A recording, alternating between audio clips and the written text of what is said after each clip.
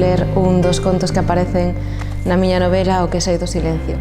O conto titúlase De cando fun serea. No país dos manxares golentosos, as fadas de dentes afiados e os trasnos de robustos molares deleitábanse a diario coas máis exquisitas viandas e as máis deliciosas comidas. Por todas partes había fornos e cociñas de pedra ou improvisadas fogueiras onde se asaban cervos, faisáns e perdices aderezados con exóticas especias e densos preves. Nas rúas mesturábase o recendo de pastéis de froitas co do pan acabado de saír do forno e todas as sobremesas se prolongaban con requintados meles de madreselva, bergamota e acacia nunha confusión embriagadora de sabores. Con todo, o que máis gustaba a aquelas fadas e trasgos larpeiros era o peixe fresco. Abríano en dúas metades, sacábanlle as vísceras e deixábano macerar entre variados condimentos, asábano ao lume, secábano ao sol e cociñábano de 1000 formas diferentes. Non era infrecuente observar centos de pequenas fadas e de corpulentos trasnos agardando nas beiras dos ríos coas súas canas de pescar. Cando lograban capturar un peixe, celebrábano cunha festa a que sucedía unha histeria colectiva por facerse co desexado alimento. As fadas trataban de empregar a súa maxia e ostrarnos a súa forza e armábase un rebumbio enorme que acababa con moitos feridos e poucos resultados. Certo día tivo lugar un acontecemento nunca visto. Apareceu no río unha serea extraviada. Era tan fermosa que as fadas e os trasnos dubidaron un intre que facer. A súa pel brillaba baixo as augas e as escamas da súa cola turquesa resplandecían como pedras preciosas. Porén, as fadas e os trasnos non tiveron compaixón. Non eran seres demasiado racionais nin intelixentes, pero sí podían adiviñar un sustancioso alimento na cola da serea. Capturárona entre todos, atárona con cordas e despois reuníronse nunha improvisada asemblea para decidir que facer con aquel exquisito manxar. Eu creo que hai que repartila, propuxo un trasno. Podemos partila en dúas metades e que unha vaya para os trasnos e outra para as fadas, suxeriu outro trasno. Coido que aínda é pequena, afirmou unha fada. Quizais habería que procurarlle un recipiente óptimo e alimentala para que engorde e medre. Así tiraremos máis proveito. Os trasnos comellóns e as fadas lambisqueiras estiveron de acordo. Construíron coa súa maxia unha enorme urna de cristal que encheron de auga e despois trasladaron alí a coitada serea. Facían quendas para alimentala, pero por máis suculentas que fosen as comidas, ela non gañaba nin un gramo de graxa. Así foron pasando os días, e aínda que era evidente que a serea estaba tan esbelta como cando aparecera no río, pois esa era a súa inalterable natureza, aqueles seres cobizosos e larpeiros non querían renderse tan axiña. Porén, moitos deles, levados polo seu irreprimible apetito, comezaron a probar a serea moi disimuladamente e no máis absoluto segredo. Deste modo, a fada encargada de levarlle o almorzo mordíalle un anaco de orella. O trasno que recibira o cometido de darlle o xantar roía un anaco de cola, e a fada que se ocupaba da cea arrincáballe unhas poucas escamas para facer un caldo. A serea sufría todos aqueles procedementos con resignación, pois non falaba a lingua dos trasnos e as fadas. Por esta causa, tampouco podía advertirlles dos perigos de consumir carne de serea altamente tóxica para todas as criaturas. E así, infeliz e prisioneira, pasaba os días agardando a inminente chegada da súa morte que presentía próxima. Nada podía facer para defenderse. Os trasnos e as fadas que facían as quendas para alimentar a serea foron enfermando misteriosamente, ignorantes da orixe da súa doenza. Os trasnos e as fadas que o sustituíron, levados polos mesmos vicios alimenticios, acabaron no mesmo estado. E como cada vez quedaban menos trasnos e fadas, os encargados de cebar a serea perderon o medo a ser vistos polos demais e comezaron a darlle bocados máis e máis grandes, sufrindo indisposicións con maior rapidez. Porén, un día, un trasno decatouse de que a serea tiña unha enorme chantada na parte baixa da cola e deu a voz de alarma. De contado, os trasnos culparon as fadas e elas devolvéronlles as acusacións, encerellándose nunha pelexa que rematou nunha batalla campal. Aproveitando a confusión, a serea foi mordida en reiteradas ocasións. A dor foi tanta que perdeu a conciencia. Cando espertou, decatouse de que tiña unha tallada nun brazo e sangraba abundantemente. A serea chorou ao decatarse da súa desesperada situación. Agora os trasnos e as fadas non podían alimentala e morrerían de dor e inanición. As súas vaguas eran tan desesperadas e abundantes que levaron o nivel da auga do tanque onde se atopaba ata rebordar, arrastrando a serea cara ao exterior.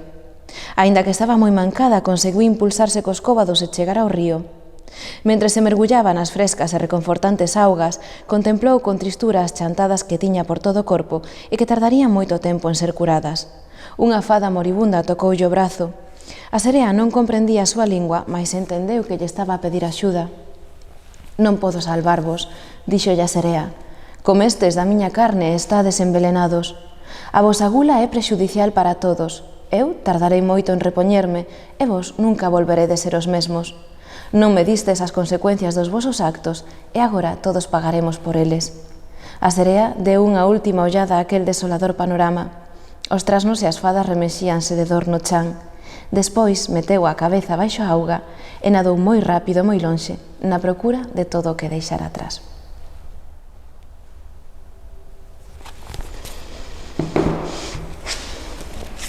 Agora vou ler un fragmento da Folla Azul que relata a historia de Jusuake, unha nena pertencente a unha tribo non contactada da Amazonia que ten que emprender unha viaxe inesperada para poder levar a cura a súa tribo que sofre dunha doenza descoñecida.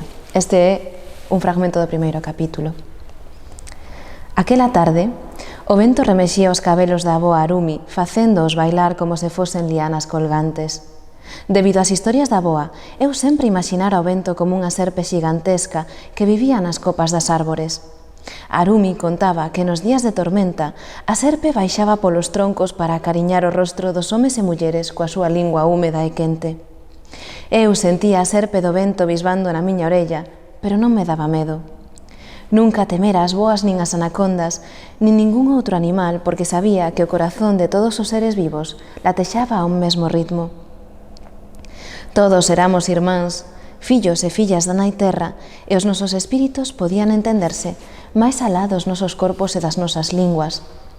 Eu compartía a miña alma coas anacondas e as boas, e elas eran parte de min. Non podía ter medo de min mesma, e por iso tampouco as temía a elas. Porén, aquela tarde, as nubes negras escurecían o noso mundo verde. Iso facía que me sentise intranquila. Aveciñábase unha tormenta. Como todos os nenos e nenas da tribo Tacaré, eu sabía que as cousas sempre sucedían por un motivo, xa que a nai terra era sabia e boa. Comprendía que as tormentas eran necesarias para a vida. Con todo, aos meus 9 anos, os lóstregos aínda me asustaban un pouco. A avoa contárame que no principio do mundo o espírito Bekororoti baixara dos ceos para vivir cos primeiros homes e mulleres da tribo Tacaré e ensinarlles os seus coñecementos. Mais despois dun tempo enfadárase con eles e decidira regresar ao seu fogar nas estrelas. Desde alí, castigáraos enviándolles a primeira tormenta. Case todo o tempo era un espírito protector, pero algunhas veces Bekororoti lembraba aquel enfado e volvía a lanzar lóstregos e tronos. Eu tiñalle un pouco de medo a Bekororoti, por iso prefería que o mal tempo me atopase na seguridade do poboado. «Deberíamos volver á aldea, Arumi?», preguntei inquieta. «Tranquila, pequena Jusu», respondeu a avoa. «A tormenta aínda tardará. Pregúntalle a irmá Ra cando vai chegar». As rás non deixarán de croar en toda a noite, anunciando a chegada da chuvia. Eu fixen o que me pedía Arumi. «A tormenta comezará despois da posta de sol», respondeu a irmá Ra. Traducín as palabras da irmá Ra e Arumi asentiu. Aínda tiñamos tempo.